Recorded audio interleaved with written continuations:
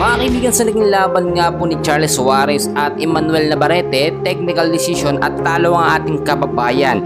Si Suarez mismo ay nagsalita na mga kaibigan at inamin ho niya na talagang suntok o solid punch siyang tumama sa kaliwang kilay nga po nitong si Emmanuel Navarrete, kaya po dumugo at hindi headbutt. Napansin naman natin sa interview na tinanong mismo harap-harapan ito nga po si Charles Suarez ng host, at tinanong siya kung sa palagay niya ba ay suntok o headbutt yung nangyari.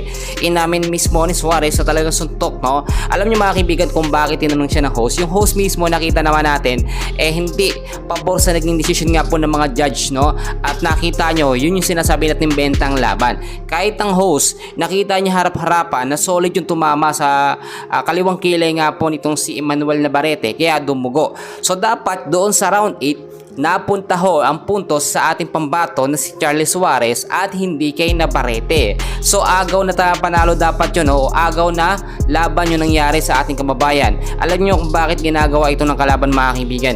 Ayaw ho kasi nilang umakyat or tumaas sa world title po ating kababayan na si Suarez. Ngayon ayon na rin sa ilang mga sports analyst mga kaibigan, pinag-uusapan na yung magiging parusa o posibleng maging parusa nga po once na mapatunayan talaga na nandaya or hindi headbutt yung nangyari. Alam niyo mga kaibigan, napatunayan naman na talaga.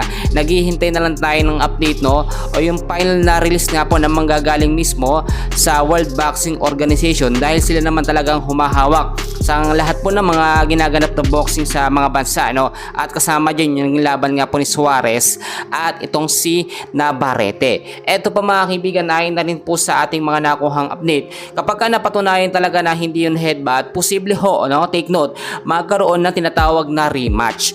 So mauulit yung laban nila at doon daw mapapatunayan kung sino ang mas magaling. Pero ayon na rin sa World Boxing Organization, dahil nga po hindi cleared yung pagkakapanalo nito nga pong si Navarrete via technical decision, posibleng bawiin yung titulo nito at ipending muna hanggat hindi pa nagaganap po yung rematch nilang dalawa. Kasi kung hindi talaga mapapatunayan yun hindi headbutt at solid punch talaga, pwedeng tanggalan ng titulo eto nga po si Emmanuel Navarrete at masuspende. Alam nyo mga kaibigan, hindi lang si Navarrete masususpende, bagkos yung mga judge na pumabor nga po mga kaibigan dito nga po sa naging laban itong si Suarez at Navarrete. Kasama rin dyan ang mga referee na sobrang bias.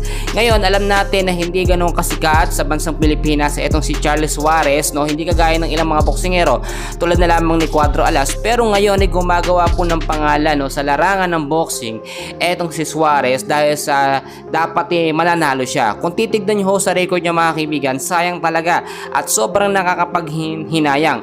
18 wins na siya, tapos nagkaroon pa ng talo na dapat po sana 19 wins na at aakit na po sana sa world title.